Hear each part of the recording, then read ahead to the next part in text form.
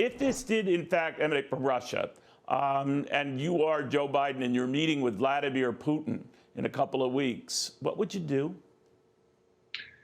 I think I'd cancel the meeting. I frankly think it's important to send Putin a very clear message that there are lines that we will not allow to be crossed. I think it's really important for President Biden to make very clear to him that we consider this a matter of national security and that it must come to an end. Otherwise, Russia will pay a price.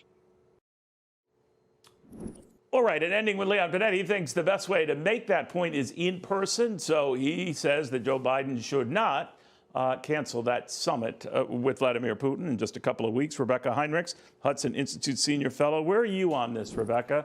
Have the meeting or not? Hi, Neil. I would cancel the meeting because President Biden has not built up a position of strength going into this meeting. He's been relatively muted when it comes to holding the Russian government accountable for these attacks that are coming from Russia.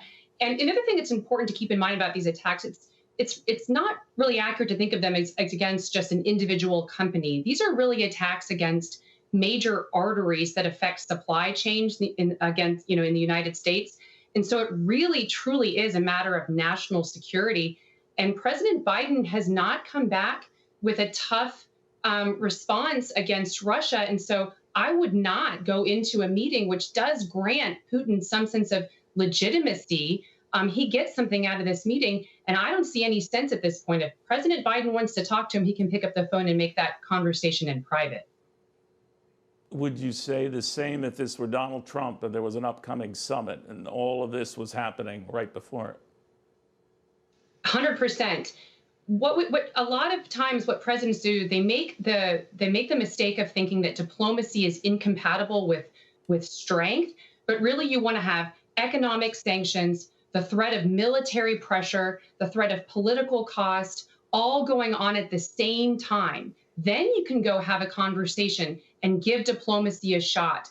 But all we've seen right now from President Biden is that he waived these congressionally mandated sanctions supported by Congress against Nord Stream 2, that energy pipeline that Russia wants going into Germany that would be terrible for the NATO alliance. So not only do we not have a position of strength coming from the United States, but we actually have a blinking. President Biden blinked. I'm wondering what Russia is up to. If they are behind, either directly or indirectly, all of these hack attacks, and they have increased in frequency, and something, by the way, you feared when last we chatted, so a very good call on your part. Well, scary call, but very good one. I'm wondering if we're going to see still more. I think we will. And you saw a Biden Department of Justice official warning American CEOs to batten down the hatches and to really tighten up their cybersecurity. I just wish that's understandable. American companies should be doing that.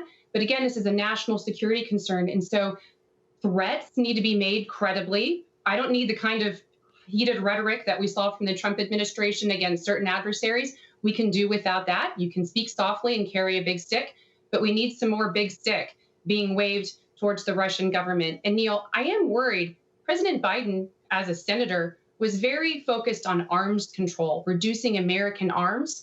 And I am afraid that he might be looking for that at this meeting with the Russians, which would be a mistake when we have the Russian threat, the Chinese threat, North Korean threat. Now is not the time for the United States to be reducing arms.